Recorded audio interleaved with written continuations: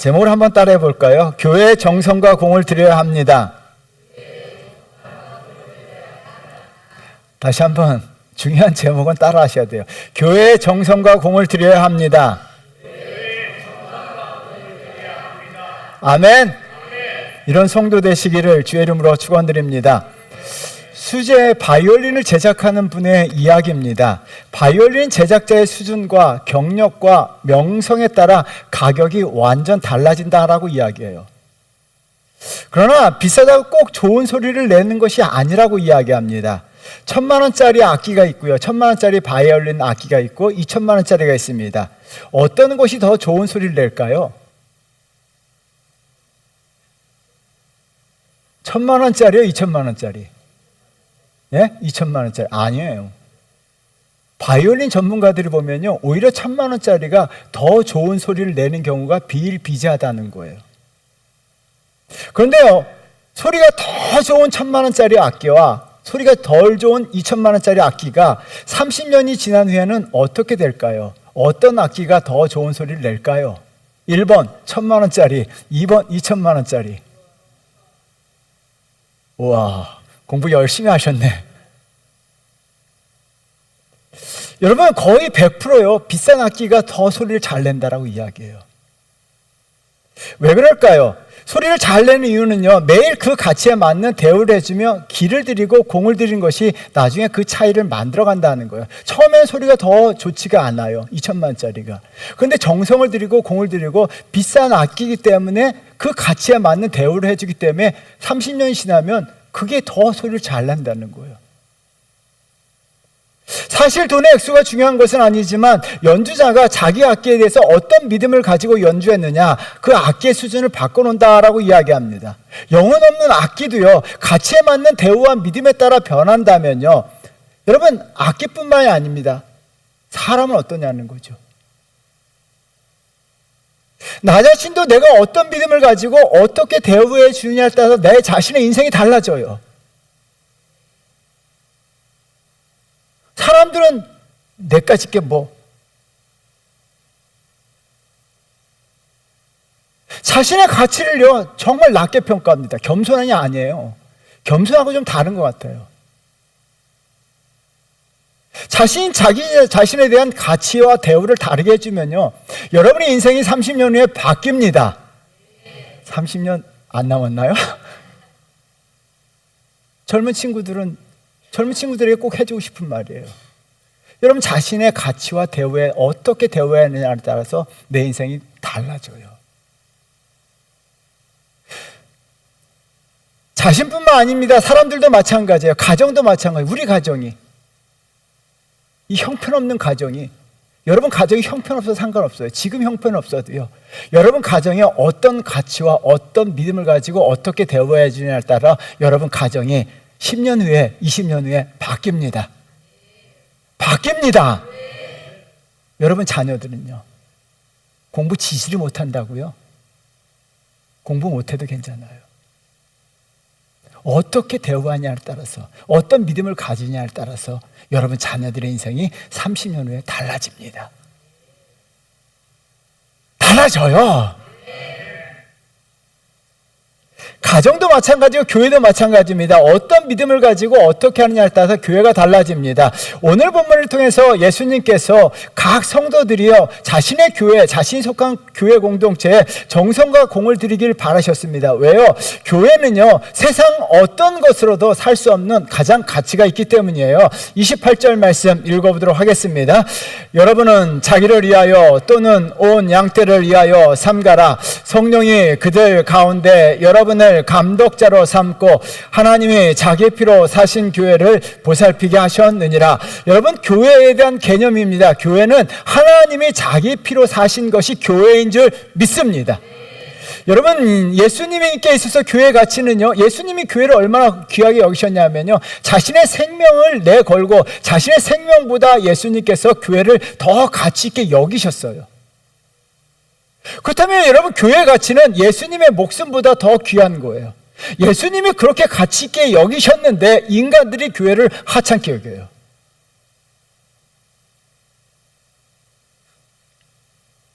여러분, 교회는요, 가치는 이루 말할 수가 없습니다. 예수님께서 십자가에서 자기 피를 흘리시고 십자가의 죽으심으로 말미암아 교회를 사셨기 때문이에요. 그래서 저와 여러분들은요, 무슨 일이 있어도요, 교회를 비방하거나 욕하거나 험담해서는 안 돼요. 교회에 약점이 많아요. 허물투성입니다. 교회도 잘못합니다. 실수합니다. 그럼에도 불구하고 여러분들이 해야 될 것은 예수 그리스도께서 핏값으로 사셨기 때문에 교회를 위해서 기도하셔야 합니다. 한국교회 정말 문제 많아요. 심각합니다. 다 알아요. 여러분들이 알지 못해도 다 알아요. 세상 사람들조차도 알아요. 그럼에도 불구하고 우리 그리스도인들은요, 교회를 비판하고 욕하고 저주하는 것이 아니라, 그럼에도 불구하고 우리는 한국 교회를 위해서 기도하셔야 합니다. 주원교회를 위해서 기도하셔야 합니다. 저는 오늘 말씀을 통해서 주원교회도요, 예수 그리스도의 핏값으로 사신 교회인 줄 믿습니다. 우리가 어떻게 정성을 들이고 공을 들이냐에 따라서요, 우리 교회는요, 세상에서 가장 아름다운 소리를 내는 멋진 바이올린과 같은 교회를 만들어 가셔야 합니다. 저와 여러분들이 이런 교회를 만들어 가셔야 합니다. 그래서 교회에서 정성과 공을 들이셔야 돼요. 그렇다면요, 교회에서 공을 들인다는 것은 무엇을 의미하는가? 오늘 본문을 통해 살펴보는데요, 교회에서 우리가 공을 들인다는 것은 무엇을 의미할까요? 첫 번째는요, 교회에서 공을 들인다는 것은 다른 사람에게, 한 사람 한 사람에게 공을 들인다는 의미예요. 여러분, 우리는요, 내 옆에 앉아있는 성도들에게 공을 들이셔야 할 줄 믿습니다. 이해인 수녀의 책을 굉장히 좋아하는데요, 이분의 책을 읽을 때마다 굉장히 부끄러워서 얼굴을 들지 못하게 마음이 들어요. 기다리는 행복책을 읽으면서 정말 부끄러웠어요. 그분이 자신의 결심을 책에다 이렇게 기록해놨습니다. 우리 한번 나같이 읽어보도록 하겠습니다. 지금 나와 한 집안에서 사는 이들, 인연을 맺고 사는 지인들, 수녀원으로 찾아오는 방문객들을 모두 한 송이 꽃으로 대하자. 자기의 가족들, 자기를 찾아오는 방문객조차도 한 송이 꽃으로 대하겠다는 거예요. 그리고 평생 그렇게 살아가세요. 정말 모든 사람을 한 송이 아름다운 꽃으로 대하시는 거예요. 여러분, 한 송이 꽃처럼 대해야 하는 이유가 있어요. 그러자 어떤 일이 벌어집니까? 읽어보도록 하겠습니다. 이러분이 얘기합니다. 읽겠습니다. 빛깔과 향기가 다르고 더러는 나를 아프고 힘들게 하는 꽃들도 없지 않지만 고유의 장점을 찾아 덕담을 건네거나 사랑으로 보담고 기도하겠다. 한 송이의 꽃처럼 대하게 되자 어떤 일이 벌어집니까? 빛깔과 향기가 다르고요, 더러는 나를 아프게 하고 힘들게 해도요, 고유의 장점을 찾아서 덕담을 하거나 사랑을 보듬고 기도하겠다는 거예요. 한 사람 한 사람을 기도하겠다는 거예요. 여러분, 한 송이의 꽃으로 대해야 되는 거예요. 우리도 마찬가지입니다. 내 옆에 앉아있는 사람 한 송이의 꽃으로 대하는 은혜가 있어야 될 줄 믿습니다. 옆 사람과 인사합니다. 당신은 꽃입니다. 꽃처럼 안 보여도 꽃의 종류가 여러 가지 있어요. 아시죠? 장미꽃도 있지만 할미꽃도 있고 호박꽃도 있잖아요.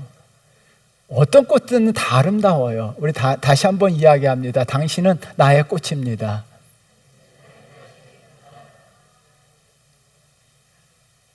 인상 쓰면서 얘기하면 꽃이 아니죠. 사도 바울도요, 주님의 핏값으로 우리가 꽃처럼 대해야 할 것을 강조해요. 그래서 서로가 서로에게 공을 들이는 거예요. 한 송이 꽃을 피우기 위해서 한 송이 꽃을 바라보는 마음이 얼마나 공을 들여야 될까요? 여러분, 28절 말씀 우리 한번 나같이 읽어보도록 할까요? 여러분은 자기를 위하여 또는 온 양떼를 위하여 삼가라. 성령이 그들 가운데 여러분을 감독자로 삼고 하나님이 자기 피로 사신 교회를 보살피게 하셨느니라. 28절에 두 개의 동사, 중요한 동사가 나와요. 여러분, 삼가다라고 하는 동사와 맨 마지막에 보살피다라고 하는 동사예요. 이 삼가다라고 하는 동사에 동그라미 쳐놓으셔야 되는데요, 주의하다, 경계하다라는 의미를 가진 동사인데요, 지속적으로 주의를 기울이라고 이야기합니다. 이 말의 의미는요, 성도들이, 내 옆에 앉아있는 성도들이 반기독적, 비신앙적, 세속적 죄의 삶을 살지 않고 진리 안에서, 말씀 안에서, 믿음 안에서 살아가도록 보살펴줘야 된다는 거예요. 주위에서 봐야 된다는 거예요. 여러분, 꽃나무에 진딧물이나 해충이 들면 어떻게 됩니까? 아름다운 꽃이라 할지라도요, 아무리 아름다운 꽃이라 할지라도요, 진딧물이 들어버리면요, 그 꽃은 죽어요. 작년 여름에요, 우리 교회 2층 화분 안에 진딧물이 드는 거예요. 여러분, 어떻게 교회 안에까지 진딧물이 들어왔는지 참 이해하기 어려운 거예요. 주의하여 보지 않으면요, 진딧물이 어느새 교회 안으로 들어와요. 그리고 어떻게 합니까? 정말 꽃들을, 아름다운 꽃들을 다 말라 비틀어 죽게 만들어 버려요. 여러분, 교회 안에 이런 진딧물들이, 해충들이 들어온다는 거예요. 30절 말씀 읽어보도록 하겠습니다.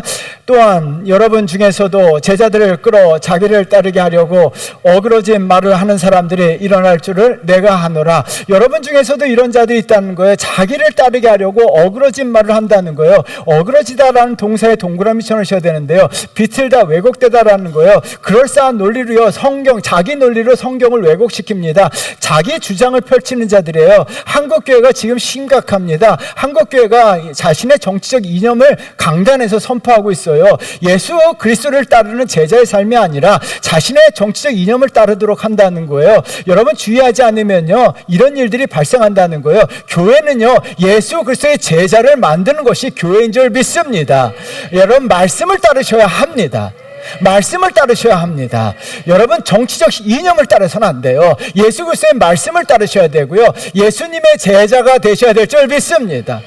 여러분, 정말 중요합니다. 정치적 이념은요, 각자 알아서 하세요. 교회는요, 모든 성도들이 마찬가지예요. 자기의 정치적 이념을 가지고 다른 사람에게 강요하지 마세요. 교회는 정치적인 장소가 아닙니다. 교회는요, 말씀이 선포되는 곳이고 예수 그리스도의 제자화 되는 곳이에요. 한국 교회가 망가지고 있어요. 왜요? 정치적 이념 때문에요.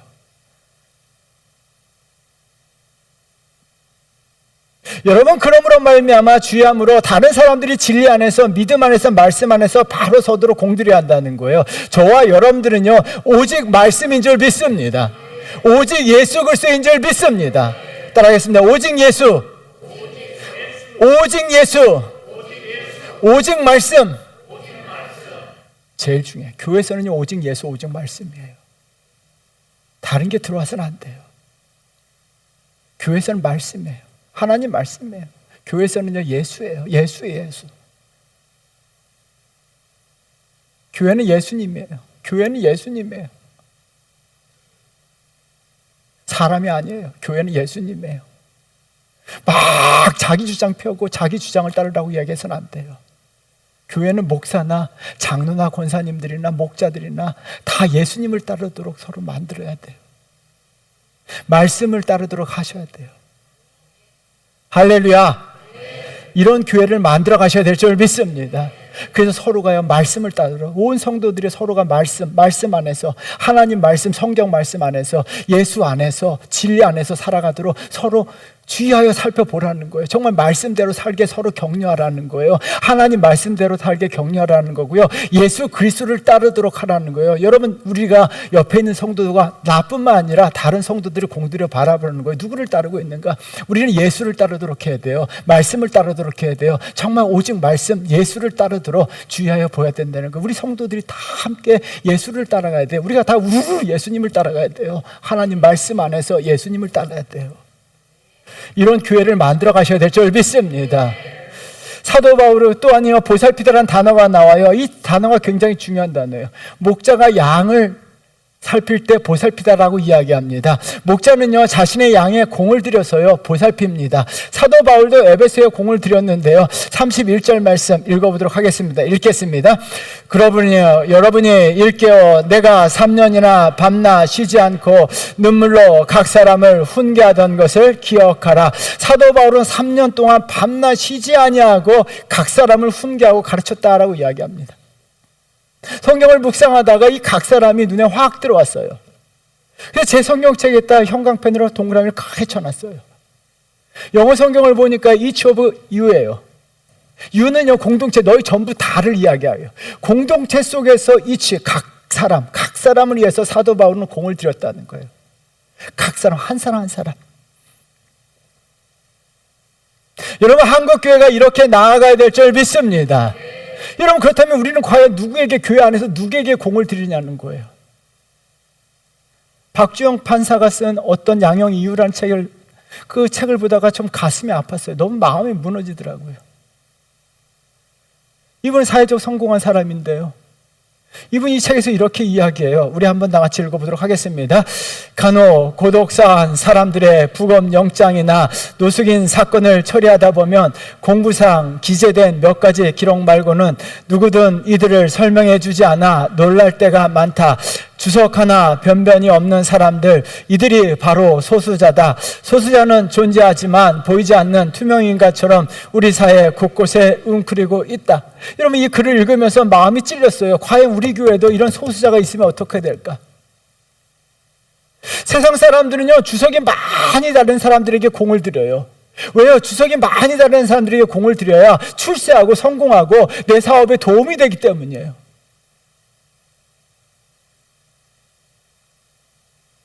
한국교회도 그렇게 가고 있을 때가 마음이 아파요. 소수자들, 정말 투명인간 같은 존재들, 세상의 주석이 하나도 달리지 않는 사람들이 교회에 발붙이지도 못해요.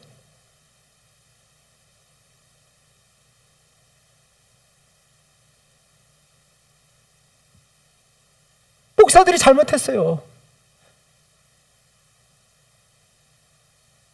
세상에 정말 주석 하나 붙일 것이 없는 사람들이 너무나 많은데, 그런 사람들이 찾을 거는 예수밖에 없고 교회밖에 없는데, 교회에서조차도 그렇게 되지 않는다면 어떻게 하겠냐는 거예요, 이 세상이.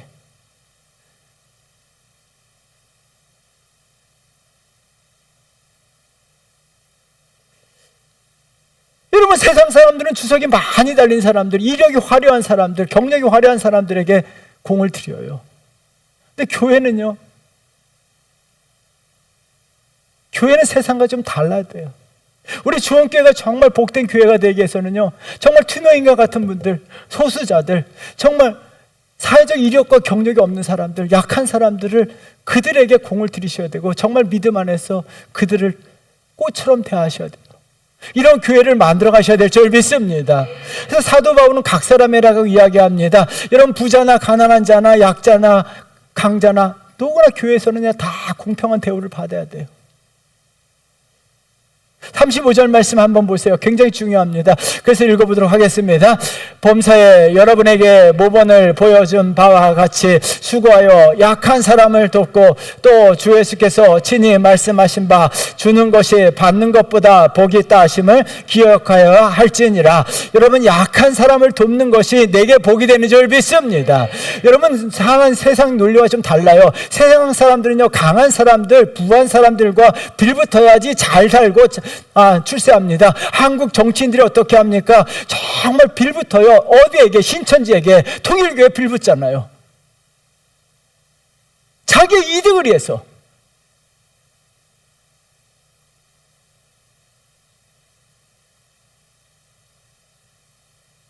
그런데요, 교회는 그래서는 안 돼요. 약한 사람을 돕는 것이 내게 복이 되는 거예요. 성경은요, 약한 사람을 보고 받는 것보다 주는 것이 복이 있다라고 이야기합니다. 약한 사람들에게, 교회 와서 정말 약한 사람들에게 공을 들이고, 정말 믿음이 약한 사람들에게 공을 들이셔야 돼요. 신앙이 약한 사람들에게 공을 들이셔야 돼요. 그들에게 공을 들이게 될 때 하나님은요, 나에게 공을 들이십니다. 여러분, 놀라운 역사 일어나요. 하나님이 나에게 공을 들이시는 은혜와 축복을 받으셔야 될 줄 믿습니다. 나는요, 약한 사람들에게 공을 들이는 거예요. 그러면 하나님의 역사하심이 나에게 임하는 거예요. 하나님이요, 나를 위해 공을 들이신다는 거예요. 나에게 은혜와 축복을 주시기 위해서 공을 들이신다는 거예요. 여러분, 이와 같은 복이 임해야 돼요. 하나님이 나를 공 들이시는 은혜를 받으셔야 될 줄 믿습니다. 그래서 교회가요, 그런 교회를 만들어 가셔야 돼요. 우리는 각 사람 한 사람, 우리 한 사람 한 사람 목자가 되셔서요, 정말 믿음이 연약한 사람을 도와주고, 정말 그들을 꽃으로 여기게 될 때 교회는요, 어떻게 될까요? 내 옆에 하는 사람을, 모든 사람들을 꽃으로 여기고 약한 사람을 돕는 교회가 된다면 교회가 어떻게 되겠냐는 거예요. 여러분, 이 땅에서 정말 인원은 많지 않아도요, 이 세상에서 가장 아름다운 소리를 내는 교회가 될 줄 믿습니다. 이런 교회를 만들어 가셔야 합니다. 옆 사람을 꽃으로 대하셔야 돼요. 여러분, 어린 왕자 이야기 다 알고 계실 거예요. 어린 왕자 있다가 정말 감동받은 부분이에요. 여우가 어린 왕자에게 이렇게 이야기하죠. 우리 한번 다 같이 읽어보도록 하겠습니다. 내가 오후 4시에 온다면 난 3시부터 행복해질 거야. 이 문장이 너무나 좋은 거예요. 저는 이런 교회를 만들어 갔으면 좋겠습니다. 예배가 11시예요. 10시만 돼도, 아니 토요일만 돼도 내일 교회 갈 생각이 기쁜 거예요. 할렐루야. 왜 말이 없으십니까? 할렐루야. 이런 교회를 만들어 가야 됩니다. 1시간 전이 아니라 토요일만 돼도 기쁜 거예요. 내일 교회 간다. 나 내일 교회 간다. 나 내일 우리 성도들 만나러 간다. 이런 교회를 우리가 만들어 가셔야 돼요. 진짜요? 할렐루야. 이런 교회를 만들어 가셔야 돼요. 그러면 어떤 일이 벌어집니까? 정말 세상에서 가장 아름다운 소리를 내는 교회가 돼요. 여러분, 교회 건물 화려하고요, 많은 사람들이 모였어요. 근데 불협화음으로 어떤 일이 벌어집니까? 싸우는 소리가 들려요. 서로 욕하는 소리가 들려요. 그 교회가 10년 후에는 어떻게 될까요? 성도가 서로를 꽃으로 여기고요, 다 부족하고 연약한 사람들이 서로 돕는 교회, 그런 교회 되면 10년 후에는 어떻게 될까요? 여러분, 한 사람 한 사람 옆 사람을 꽃으로 대하시고 우리가 서로 도와준다면 우리 교회는요, 희망이 있어요. 10년 후에 하나님 역사하십니다. 아니요, 날마다 더 좋은 교회를 만들어 가요. 이런 교회를 만들어 가시는 저와 여러분 되셔야 될 줄 믿습니다. 두 번째는요, 자기 자신에게 공을 들여야 돼요. 굉장히 중요한 표현이에요. 김호연의 나의 돈키호테에서 돈키호테의 별명을 가진 아저씨가 어린 여중생에게 이렇게 말을 합니다. 우리 한번 같이 읽어보도록 할까요? 소라, 사람은 평생 자기를 알기를 위해 힘써야 해. 사람은 평생 자기를 알기에 힘써야 한다는 건데요, 자기를 알아야 한다는 거예요. 자기 자신을 알기에 힘쓰지 않으면요, 자기 자신이 잘못되어 가고 있음에도 불구하고 깨닫지 못한다는 거예요. 30절 말씀을 묵상하다가 굉장히 큰 충격을 받았어요. 30절 말씀 읽어보도록 하겠습니다. 또한 여러분 중에서도 제자들을 자기를 따르려고 하려고 어그러진 말을 하는 사람들이 일어날 줄을 내가 아노라. 여러분 30절 말씀에 보면 여러분 중에서라고 이야기합니다. 여러분 중에서 뭐예요? 에베소 교회 안에서요, 자기를 따르게 하려고 어그러진 말을 하는 사람들이 교회 안에서 생겨난다라고 이야기합니다. 여러분 교회 다녔는데요, 교회를 그렇게 오래 다녔음에도 불구하고 오히려 어떻게 합니까? 어그러지는 말을 하는 사람들이 나와요. 자신을 알지 못하면 어떻게 합니까? 거짓된 신앙, 이선적인 신앙, 신앙생활 그렇게 오래 했음에도 불구하고 가시적인 신앙, 사람들에게 보이기 위한 신앙, 허위적인 신앙, 거짓 신앙, 자기를 드러내는 신앙, 자기를 잘 보이기 위한 신앙, 이런 사람들이 교회 내에서 나타나기 시작한다는 거예요. 자기. 여러분 어떻게 합니까? 자기 자신을 알지 못하기 때문에 신앙이 변질되는 것을 알지 못하는 거예요. 여러분 자기를 알아야 돼요. 내 신앙이 변질돼서는 안 돼요. 내가 정말 바르게 신앙생활을 하고 있는가, 아니면 변질된 신앙하고 있는가. 자기 자신을 알지 못하면요, 변질된 신앙생활하면서도 교회를 다니기 때문에 굉장히 착각하고 있다는 거예요. 내가 장로가 되고 직분이 받고 권사되고 교회 오래 다님으로 말하면 부장 맡고 하니까 내가 신앙생활 잘하고 있는지 착각해요. 본 모습이 뭐냐는 거예요. 본 모습이 예배 제대로 드리고 있냐는 거예요. 정말 하나님 앞에 진실된 마음으로 예배 드리고 있냐는 거예요. 내 본 모습, 내 본 신앙의 모습을 알지도 못하고, 알지 못하니까 어떻게 합니까? 신앙이 변질되었음에도 불구하고 자기 자신을 알지 못하는 거예요. 내가 목사니까, 내가 장로니까, 내가 권사니까. 끝이에요? 장로가 예배 제일 잘 드려야 돼요. 교회를 오래 다녔기 때문에. 권사님들이 예배 제일 잘 드려야 돼요. 교회 오래 다녔기 때문에. 그게 정상이에요. 왜요? 변질된 사람은 어떻게 합니까? 가면 갈수록 예배 드리는 태도가 나빠져요. 자기 자신을 모르기 때문에. 그래서 어떻게 합니까? 거짓된 신앙, 변질된 신앙인 것을 모르는 거예요. 자기 자신을 알게 힘써야 돼요. 오늘 본문에서 사도 바울은요, 양과 이리를 등장시키고 있어요. 여러분 29절 말씀 읽어보도록 하겠습니다. 내가 떠난 후에 사나운 이리가 여러분에게 들어와서 그 양떼를 아끼지 아니하며. 여러분, 교회 안에 양과 이리가 있다는 거예요. 이 말씀이 너무나 마음이 아파요. 어떻게 교회 안에 양과 이리가 있냐는 거예요. 그럼 나는 양으로 되어가고 있는가? 아니면 이리화 되어가고 있는가? 양의 탈을 쓴 늑대가 되어가고 있는가?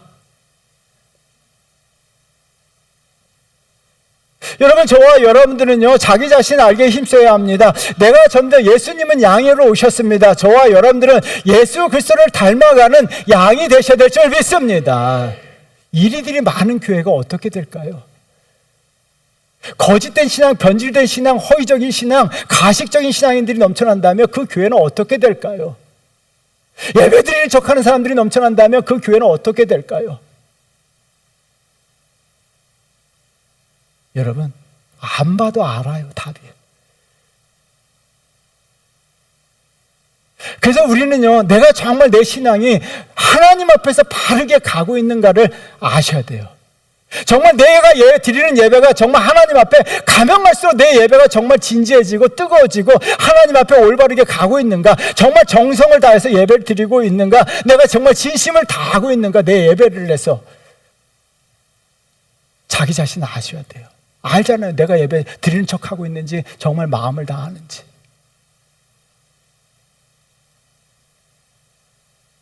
여러분, 자신에게 알게 힘쓰기 위해서 여러분 자기 자신에게 공을 들이셔야 돼요. 우리는 하나님의 원하시는 모습, 하나님의 원하시는 모습으로 점점 나아가야 될 줄 믿습니다. 오늘 본문에서 사도 바울이 그래서 말씀하세요. 32절 말씀 읽어보도록 하겠습니다. 지금 내가 여러분을 주와 및 그 은혜의 말씀에 부탁하노니 그 말씀이 여러분을 능히 세우사 거룩하게 하심을 입은 모든 자 가운데 기업이 있게 하시리라. 여러분, 이 말씀을요, 메시지 성경에서는 이렇게 번역했습니다. 우리 한번 같이 읽어보도록 하겠습니다. 하나님의 은혜로운 말씀이 여러분을 그분이 원하시는 모습으로 만드실 수 있고. 굉장히 중요한 표현이에요. 하나님의 은혜로운 말씀이 한 사람 한 사람을 하나님이 원하시는 모습으로 만들 수도 있고 그렇지 않을 수도 있다는 거예요. 그러면요, 하나님의 말씀이 선포되는데요, 어떤 사람은 하나님이 원하시는 모습으로 점점 돼가고 있는데요, 어떤 사람은요 절대 하나님이 원하시는 모습으로 되어가지 않는다는 거예요. 같이 교회 다니는데. 그럼 나는 하나님이 원하시는 모습으로 되어가고 있는가? 여러분, 우리는 하나님이 원하시는 모습으로 점점 나아가는 성도가 되셔야 될 줄 믿습니다. 그럼 하나님의 은혜의 말씀을 통해서 하나님이 원하시는 모습으로 나아간다고 이야기하는데, 하나님이 원하시는 모습이 되기 위해서는 어떻게 될까요? 어떻게 해야 될까요? 제일 중요한 겁니다. 하나 질문해 보겠습니다. 세상에서 가장 쉬우면서도 가장 어려운 게 있어요. 무엇일까요? 너무 개념이 포괄적이죠. 힘 빼는 거예요. 제가 머리 얼마 전에 예쁘게 깎았어요. 미장원에 가서 머리 감겨주잖아요. 딱 누웠더니 제발 목에 힘 좀 빼세요. 난 뺐다고 생각했는데, 그 쉬운 일, 목에 힘 빼는 게 그렇게 어렵더라고요. 치과 치료 갔는데 의사 선생님이 입에 좀 힘 빼고 그냥 부드럽게 벌리세요. 가수 박진영이 심사에서 이렇게 얘기하더라. 목에 좀 힘 좀 빼고 부르라는 거예요. 노래 못하는 사람들은 목에 힘을 빡빡 주고 불러요. 골프 치는 사람들 되게 많잖아요. 우리 교회도요. 골프 칠 때 제일 많이 하는 얘기가 뭐예요? 제발 힘 좀 빼고 치라. 힘을 못 빼요. 가장 쉬운데 힘을 못 빼요. 여러분, 마찬가지입니다. 근데 힘을 주면 누가 고생입니까? 누가 고생해요? 자기 자신이에요. 누가 다쳐요? 내가 다쳐요. 여러분, 사람들은 어깨에, 목에, 마음에, 머리에 힘을 잔뜩 줘요. 교회 와서까지 힘 주는 사람이 있어요. 목이 막 힘줘요. 어깨에 힘을 주고 마음에 힘줘요. 하나님 말씀 앞에서도요, 몸에 힘을 빼셔야 되는데요, 하나님 말씀 앞에 힘을 빼지 않으면요, 하나님 원하시는 모습이 되어가지 못합니다. 결국은 자기 손에요, 출애굽한 이스라엘 백성들이요, 망한 이유는 간단합니다. 목에 힘을 빼지 못했어요. 출애굽기 32장 9절 말씀 읽어보도록 하겠습니다. 여호와께서 또 모세에게 이르시되 내가 이 백성을 보니 목이 뻣뻣한 백성이로다. 하나님은요, 이스라엘 백성들에게 이미 말씀하셨어요. 축복을 약속하셨어요. 하나님이 젖과 꿀이 흐르는 가나안 땅 축복을 약속하셨습니다. 그럼에도 불구하고 이스라엘 백성들은요, 목에 힘을 빼지 못함으로 말미암아 그 이유 하나만으로 하나님께서 예배해 놓으신 축복, 하나님이 주시기로 했음에도 불구하고 목이 힘이 들어갔기 때문에 그 축복 받지 못했어요. 하나님 말씀이 그 안에 들어가지 못해요. 애굽왕 바로도 볼까요? 출애굽기 7장 14절 말씀이에요. 읽어보도록 하겠습니다. 여호와께서 모세에게 이르시되 바로의 마음이 완강하여 백성 보내기를 거절하는도다. 바로는요, 이 마음의 힘을 빼지 못했어요. 하나님께서 그렇게 말씀하셨음에도 불구하고 마음의 힘을 빼지 못함으로 말미암아 바로와 그 민족 가운데 10가지 재앙이 임하게 되었어요.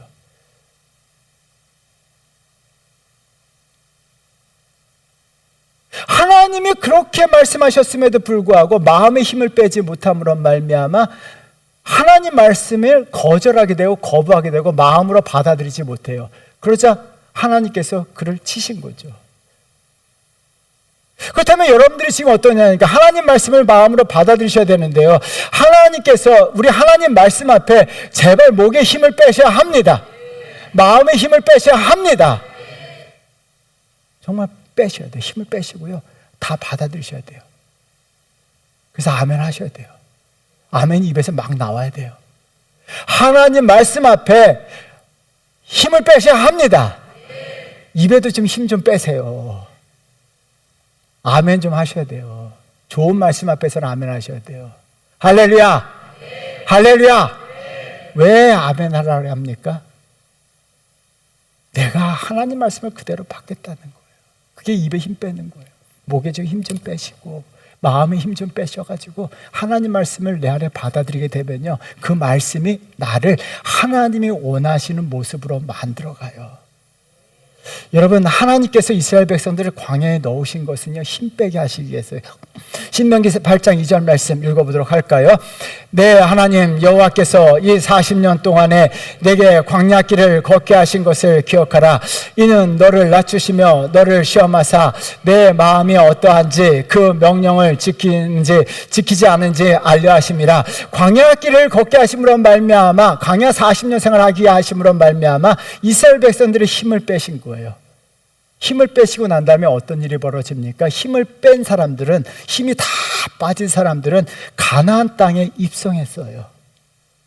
하나님께서 믿음의 사람들을요, 축복하시기 위해서 먼저 힘을 빼게 하세요. 그래서요, 다윗, 요셉, 욥, 다니엘, 아브라함 다 어떻게 합니까? 광야로 다 보내세요. 어렵게 하세요. 하나님 앞에 마음의 힘을 다 빼도록, 목의 힘을 다 빼도록, 입의 힘을 다 빼도록 빼서 어떻게 합니까? 힘이 다 빠지면요, 하나님 말씀이 그 안에 심겨지게 되고 그 말씀대로 하나님이 원하시는 아름다운 모습으로 자라게 돼요. 다윗은요, 하나님이 원하시는 모습이 되었어요. 요셉도 고난을 통해서 하나님이 원하시는 모습이 되었어요. 다니엘도 하나님이 원하시는 모습이 되었어요. 하나님이 원하시는 모습이 되자 어떤 일이 벌어집니까? 하나님의 은혜와 축복이 부어지기 폭포수같이 부어집니다. 여러분 꼭 기억하셔야 돼요. 저와 여러분들이요, 하나님의 원하시는 모습이 되면요, 여러분 그 모습만 되면요, 은혜와 축복을 구하지 않아도 하나님이 여러분들을 최고의 은혜와 축복으로 채워주시는 줄 믿습니다. 최고로 축복해 주시는 줄 믿습니다. 그래서 우리는 어떻게 합니까? 힘 빼고, 정말 주일날 교회 와서 힘 빼고, 힘 빼는데 공을 들이셔야 돼요. 힘 빼세요. 마음의 힘 좀 빼고 하나님 말씀을 받아들이셔야 돼요. 목에 좀 힘 좀 빼요. 교회 와서도 힘 좀 빼요. 마음의 힘 좀 빼고 정말 하나님 앞에 겸손한 마음으로 나아오세요. 그래서 어떤 일이 벌어집니까? 교만이 좀 겸손해지셔야 돼요. 고집이 좀 온유해져야 돼요. 그리고 어떻게 합니까? 이기심이 이타심으로 하나님이 원하시는 모습이 되셔야 돼요. 하나님이 원하시는 모습이 되어가면요, 하나님이 반드시 여러분 은혜와 축복을 부어주세요. 여러분들이 정말 공을 들여야 될 것은 자기 자신에게요, 하나님 앞에 힘 빼는 거예요. 그러면요, 힘이 빠진 성도들이 모인 교회, 정말 하나님이 원하시는 모습으로 만들어진 성도들이 모였다면 그 교회가 어떻게 될까요? 여러분, 교회 성도들이 다 목이 뻣뻣하면 어떻게 될까요? 마음이 뻣뻣하면 어떻게 될까요? 그 교회가 어떻게 되냐는 거예요. 그런데요, 하나님이 원하시는 모습으로 만들어진 성도들이 모인 교회, 이런 교회가 우리 교회가 되어야 될 줄 믿습니다. 이런 교회가 우리 교회가 되어야 될 줄 믿습니다. 정말 이 겸손한 사람들이 넘치고요, 하나님이 원하시는 아름다운 모습이 되고요, 그러므로 말미암아 각 가정의 자녀들의 인생 가운데 하나님의 놀라운 역사들이 일어나고요, 축복이 일어나고요, 할렐루야가 넘치는 그런 역사를 만들어 가셔야 합니다. 할렐루야 역사는 일어나요. 지금 광야라고요? 그럼 여러분들 힘 빼셔야 돼요. 힘 빼세요. 그리고 겸손히 하나님 말씀을 받아들여서 정말 하나님이 원하시는 아름다운 모습으로 자리매김하시면요, 하나님이 여러분 삶과 가정과 자녀들 인생 가운데 놀라운 역사를 만들어 가세요. 그래서 신앙생활은 뭐예요? 힘 빼는 거예요. 따라해주세요. 신앙생활은 힘 빼는 거다. 아멘. 따라해주세요. 힘 빼자. 힘 빼자. 할렐루야. 힘 좀 빼세요. 그래서 하나님 말씀이 내 안에 다 들어오도록, 참 들어와서 내가 하나님이 말씀이 원하시는 대로 그 모습대로 아름다운 모습으로 만들어지는 저와 여러분 되시기를 주의 이름으로 축원드립니다. 사랑하는 성도 여러분, 교회는요, 예수 그리스도의 피값으로 사신 거예요. 그래서 교회를요, 함부로 얘기해서는 안 돼요. 가치 있는 거예요. 그래서 교회의 정성과 공을 들이셔야 돼요. 그러면 하나님이 여러분 가정에 축복하세요. 교회에 공을 들인다는 건 뭐예요? 성도 한 사람 한 사람이 교회예요. 다른 성도들이 교회예요. 그래서 옆 사람을 꽃으로 대하셔야 돼요. 따라서 옆 사람에게 다시 한번 인사합니다. 당신은 나의 꽃입니다.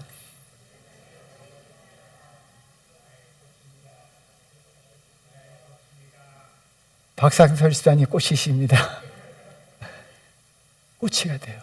그리고요, 자기 자신에게 공을 들이셔야 돼요. 제발 그냥 신앙생활 하지 마세요. 내가 정말 힘 빼세요. 하나님 앞에 힘 빼서 하나님이 원하시는 모습으로 대해간다면 여러분, 그 다음부터 정말 매일매일 감사가 넘칠 거예요. 하나님 축복하세요.